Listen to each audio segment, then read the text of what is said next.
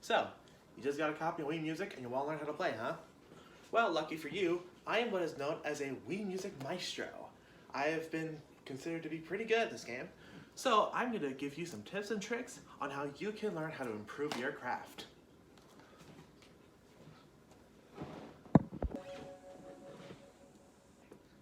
So one common thing that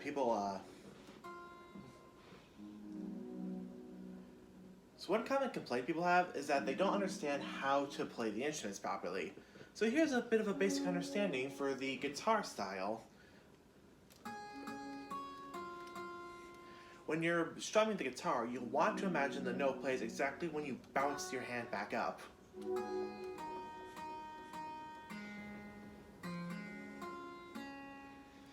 That's when same thing goes for the piano style of instruments. You want to imagine the bounce back being when the note hits.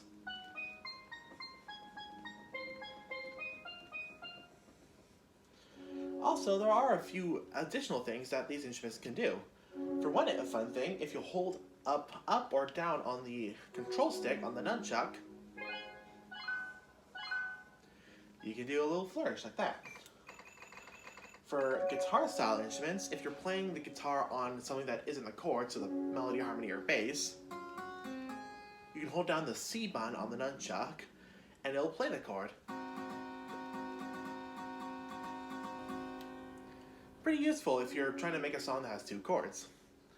Also, if you hold down the down button, you'll play double the notes, which can be good if you're trying to play a really fast melody.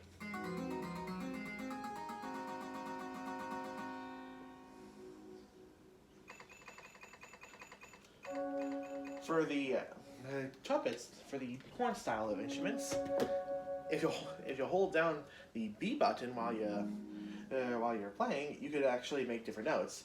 For some of them, like the clarinet, it'll make the note go higher. But for other instruments like the saxophone,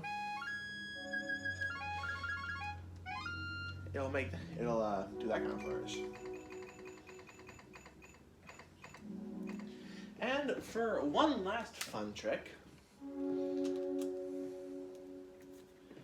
if you're playing with the violin or cello, you can hold up on the nunchuck, and instead of just playing one note, you can basically play a chord. Pretty neat trick.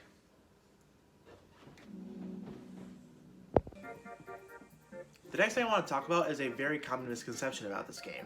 If you've ever watched a person give a negative review of this game, they've likely said this. But I want to stand here and tell you that it's a load of nonsense. So this is the Jam Mastery menu. This allows you to take up to 22 tutorials in order to learn how to play the game better. However, people have made the argument or the complaint that you need to complete all 11 of the basic style lessons to unlock everything.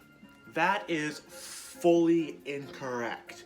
No version of this game requires that. Absolutely none. In fact, I'll tell you, the only one you have to do are the 2 rock lessons. That's it. Those are everything you need to do to unlock everything for the tutorials.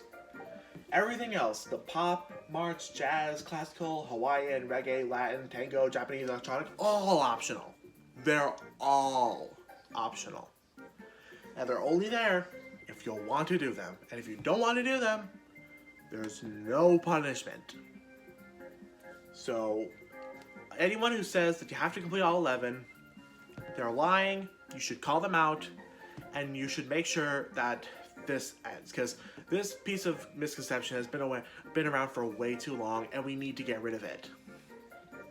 Anywho, even if you want to do these tutorials, but you don't want to do all the Twinkle Twinkle Little Star and all that, you can actually wait until you unlock the mastery lessons, because you don't have to do the basic lesson to unlock a mastery lesson. And each mastery lesson has their own unique song, instead of just Twinkle Twinkle Little Star. For rock, it's Do Re Mi. For pop, it's My Grandfather's Clock. For march, it's American Patrol. For jazz, it's Daydream Believer. For classical, it's Bridal Chorus. For Hawaiian, it's Sur le Pont d'Avignon. For reggae, it's La Bamba. For Latin, it's From the New World. For tango, it's Swan Lake.